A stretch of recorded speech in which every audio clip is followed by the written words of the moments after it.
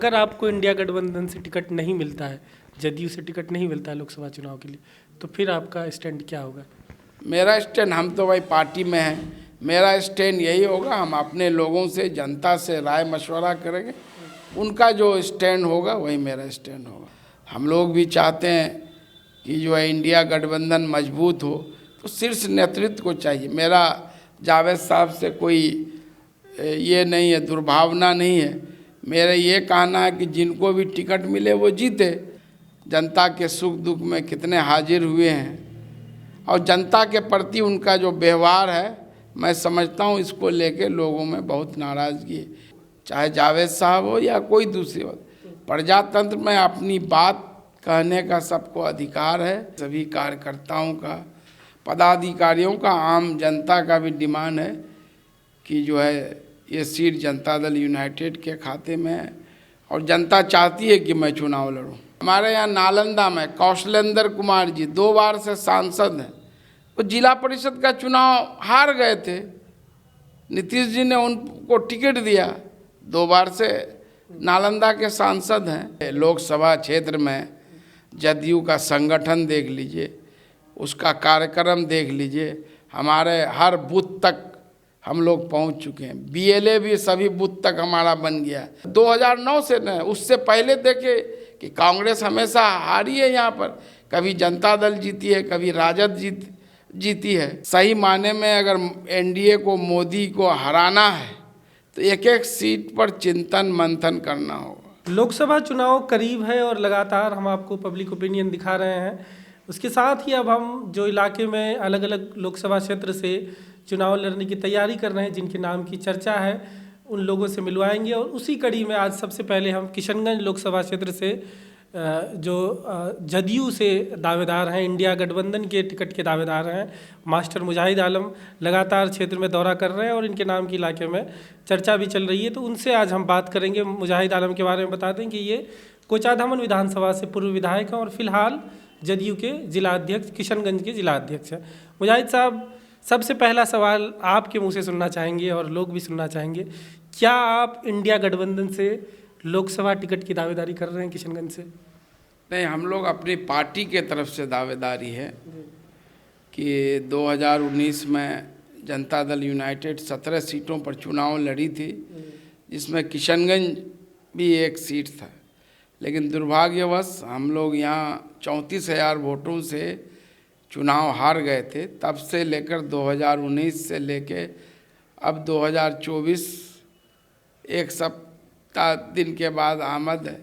तो जो हम लोग लगातार तैयारी पार्टी की है और हम लोगों का डिमांड भी है, पार्टी के सभी कार्यकर्ताओं का, पदाधिकारियों का, आम जनता का भी डिमांड है कि जो है ये सीट जनता दल यूनाइटेड के खाते में है और जनता चाहती है कि मैं चुनाव लड़ूं। लेकिन 34,000 से आप लोग जो चुनाव हारे और आपकी गठबंधन की साथी कांग्रेस जीती, और किशनगंज एक अकेला सीट है जो उस वक्त कांग्रेस जीत पाई, तो ऐसे में क्या लगता है मुमकिन होगा कि कांग्रेस ये सीट छोड़ेगी जदयू के लिए? अब अगर नहीं, जनता का भी मूड जानना चाहिए। प्रजातंत्र डेमोक्रेसी में जनता क्या चाह रही है भाई, 5 साल वो मौका उनको दिया गया।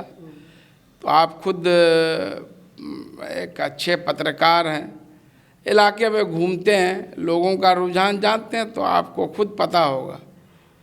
तो सिर्फ ये चीज़ नहीं है कि ये सीट फलाना साहब जीते थे और उसी बेसिस पर टिकट दे दिया जाए। आज राजस्थान, मध्य प्रदेश, छत्तीसगढ़ में क्या हुआ, आज खुद कांग्रेस के लोग बोल रहे हैं। राजस्थान में जो मुख्यमंत्री अशोक गहलोत के ओएसडी की हमने 6 महीने पहले ही आगाह कर दिया था कि जो है पुराने लोगों का टिकट काटा जाए, कि पब्लिक में उनके विरुद्ध नाराज़गी है। तो मेरी बातों को तवज्जो नहीं दी गई। आज जो ये परिणाम है उसी का नतीजा है। तो मेरे कहने का है, ठीक है, जावेद साहब इकलौते सांसद उस वक्त जीते थे, तो अभी की जो परिस्थिति है, तो जितने शीर्ष नेतृत्व है इंडिया गठबंधन, तो उनको ये भी जानना चाहिए, अगर सही माने में अगर एनडीए को, मोदी को हराना है तो एक एक सीट पर चिंतन मंथन करना होगा।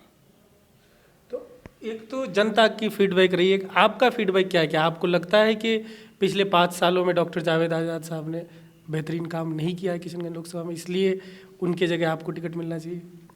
नहीं, ये तो हम अपने मुंह से नहीं कहेंगे, जनता क्या बोल रही है। अब तो देख रहे हैं जनता से कितना लगाव रहा है कंपैरेटिवली, और सांसदों के मुकाबले में जनता के इश्यूज़ पर कितने खड़े होते हैं, जनता के सुख दुख में कितने हाजिर हुए हैं, और जनता के प्रति उनका जो व्यवहार है, मैं समझता हूँ इसको लेके लोगों में बहुत नाराज़गी है। काम कहीं थोड़ा अधिक और ज़्यादा ये होते रहता है, लेकिन जो मेन इशू है, जिस जनता में जो नाराज़गी है, इन्हीं चीज़ों को लेकर के। क्या है व्यवहार? मतलब उनका व्यवहार सही नहीं है पब्लिक के बीच, जनता से? अब जनता से पूछिएगा तो आप खुद मालूम हो जाएगा। जनता से जब पूछिएगा तो खुद मालूम हो जाएगा। अच्छा, क्योंकि पिछला आखिरी चुनाव जो आपने लड़ा है 2020 में विधानसभा चुनाव कोचाधामन से, वो आप हार गए, तो ऐसे में आपकी दावेदारी कितनी मजबूत होगी एक जीते हुए सांसद के सामने, और आप आखिरी चुनाव हार गए, तो ऐसे में आपकी दावेदारी कितना माना जाएगा इंडिया गठबंधन के अंदर? आपको क्या लगता है? हार जीत वह अलग पैमाना, उस वक्त की क्या परिस्थिति थी।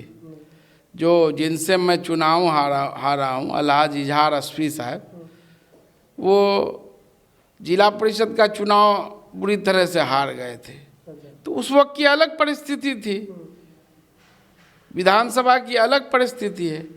हमारे यहाँ नालंदा में कौशलेंद्र कुमार जी 2 बार से सांसद हैं, वो जिला परिषद का चुनाव हार गए थे, नीतीश जी ने उनको टिकट दिया, 2 बार से नालंदा के सांसद हैं। बहुत सारे ऐसे हैं जो दुलाल गोस्वामी साहब, जी दुलाल गोस्वामी साहब खुद विधायक का चुनाव हार गए थे, उनको टिकट मिला, वो जीत कर गए। ऐसे बहुत सारे लोग हैं जो विधायक में हार गए, पंचायत चुनाव में हार गए हैं, वो सांसद बन गए। तो आपकी भी दावेदारी प्रबल है, आपको लगता है इंडिया गठबंधन के अंदर? नहीं, अगर जनता चाहेगी तो मेरी दावेदारी है, मेरी दावेदारी जनता पर है।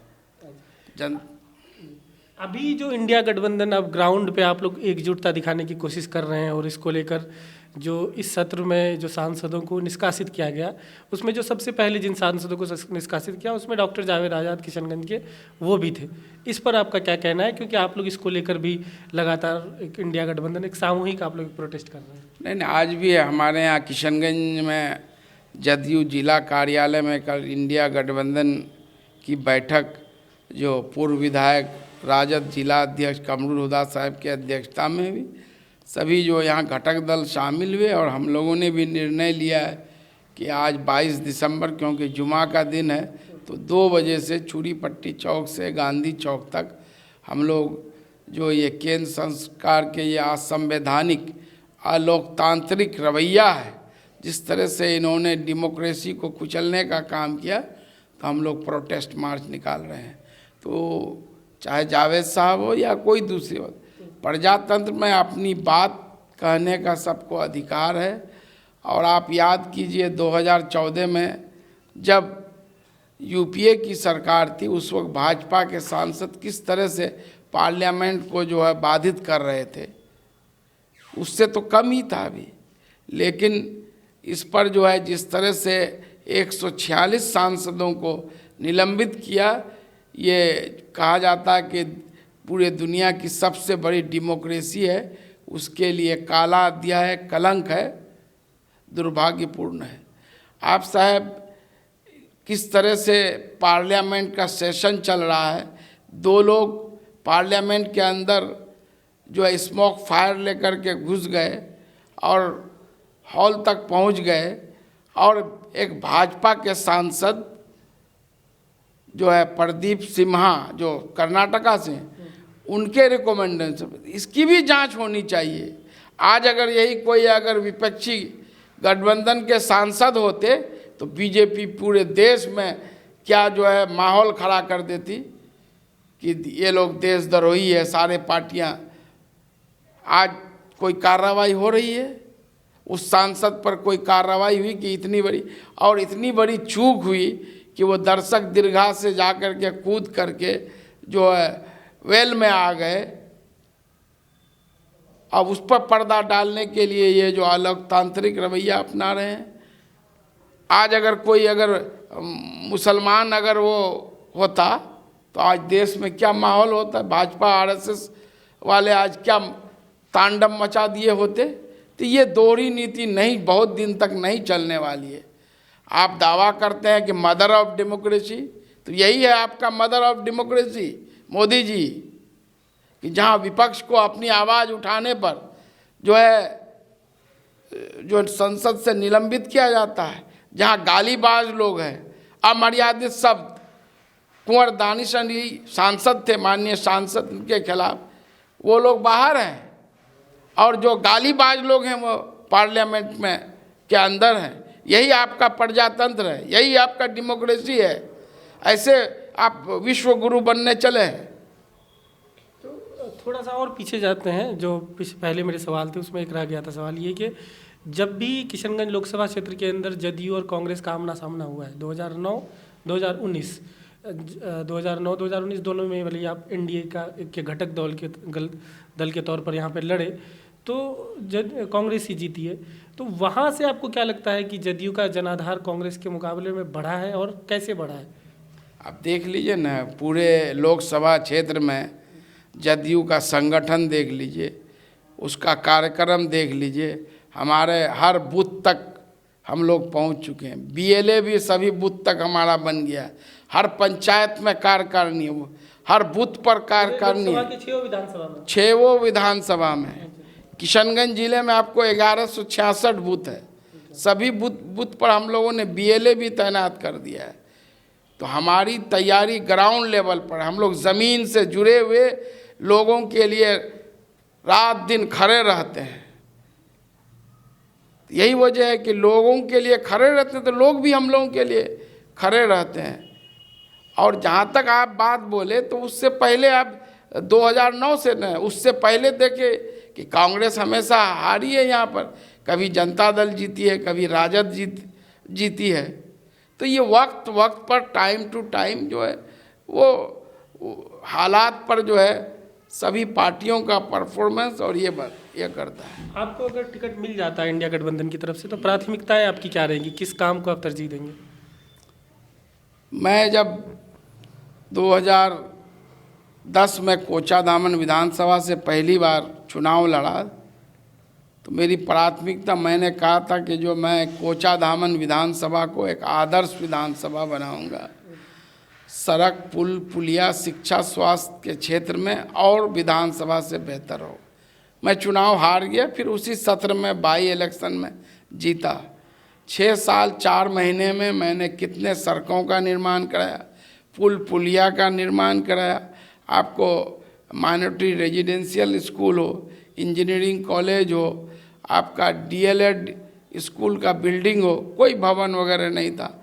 आपको जो है महिला आईटीआई हो, और जो है हॉस्टल 50 बेडेड हॉस्टल, और विधानसभा में एक है 5 बनाने का काम। कोई आप जाके देख लीजिए 2017 में बाहर में बहुत सारे पुल पुलिया बहे थे, हमारे यहाँ एक आध छोड़ करके सारे बन गए। और दूसरे विधानसभा में आप देख लीजिए। तो हमारी प्राथमिकता रही है, और अगर मुझे मौका मिलेगा तो मैं किशनगंज लोकसभा को एक आदर्श विधानसभा, आप देखते हैं यहाँ एएमयू का मामला पिछले जो है 2011 में 30 दिसंबर को एएमयू के शर्तों के अनुसार ज़मीन दी गई, आज तक उसका मामला हल नहीं हुआ। 2.5 साल यूपीए की सरकार रही, न फंड रिलीज हुआ, न उसके जो 19 नॉन टीचिंग पद हैं न वो स्वीकृत हुए। अब तो एनडीए किस मोदी जी किसी की सुनते हैं, और ख़ासकर जहाँ माइनॉरिटीज़ का मामला हो। तो ये बहुत बड़ा इशू है इस क्षेत्र के लिए, और उसके लिए मैंने अभी थक हार करके कितने बार यूनिवर्सिटी के वीसी मुख्तार अब्बास नकवी से पोखरियाल, जावड़ेकर जो उस वक्त के HRD मिनिस्टर थे, सारे लोगों से मिला, कोई नतीजा नहीं निकला। तो लास्ट में मैंने जो है अभी माननीय सर्वोच्च न्यायालय में, सुप्रीम कोर्ट में एक जनहित याचिका दायर किया है और उम्मीद है कि जो है जनवरी में इसकी सुनवाई होगी। एक आखिरी सवाल, अगर आपको इंडिया गठबंधन से टिकट नहीं मिलता है, जदयू से टिकट नहीं मिलता है लोकसभा चुनाव के लिए, तो फिर आपका स्टैंड क्या होगा? मेरा स्टैंड, हम तो भाई पार्टी में हैं, मेरा स्टैंड यही होगा, हम अपने लोगों से, जनता से राय मशवरा करेंगे, उनका जो स्टैंड होगा वही मेरा स्टैंड होगा। तो क्या ये मुमकिन है कि आप बगावत कर जाएंगे और इंडिपेंडेंटली लड़ेंगे? इसमें बगावत की बात नहीं है, जनता के लिए हम समर्पित हैं और जनता अगर चाहेगी तो हम जनता के राय के विरुद्ध भी नहीं जा सकते।